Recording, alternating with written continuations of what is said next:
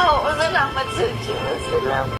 Binili ni Charleston si Carlo na kailangan nilang makuha ang mga pangalan ng mga biniling shares ni Annie na umalma naman ang kapatid niya dahil kahit makuha nila ay hindi na nila mababawi.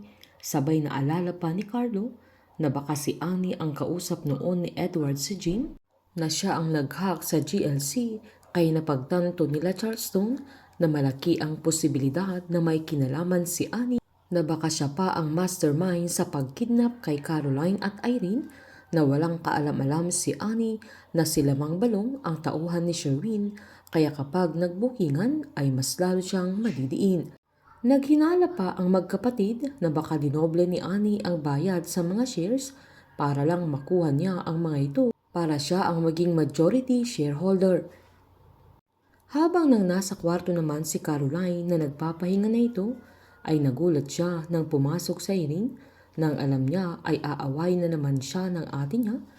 Kaya sinabihan niya na wag sa mga sandaling yun dahil nagpapahinga na siya na ganamang binaba ni Irene sa mesa yung red wine na dala niya.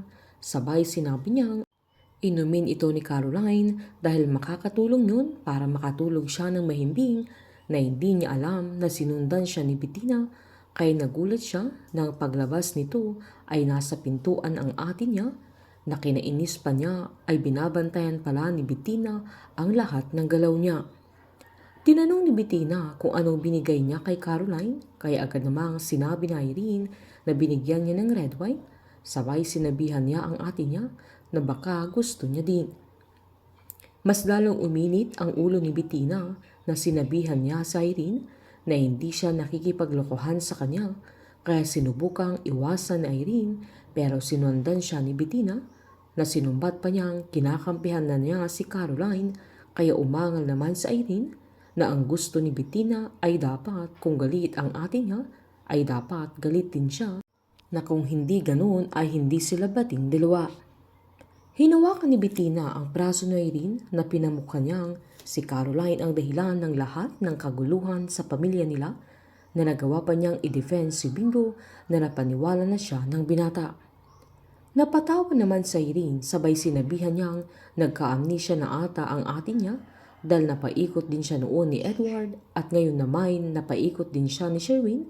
Sabay sinabihan pa niyang naiintindihan niyang broken-hearted naman si Bettina pero wag niyang husgahan ang mga taong nagmamahal ng totoo.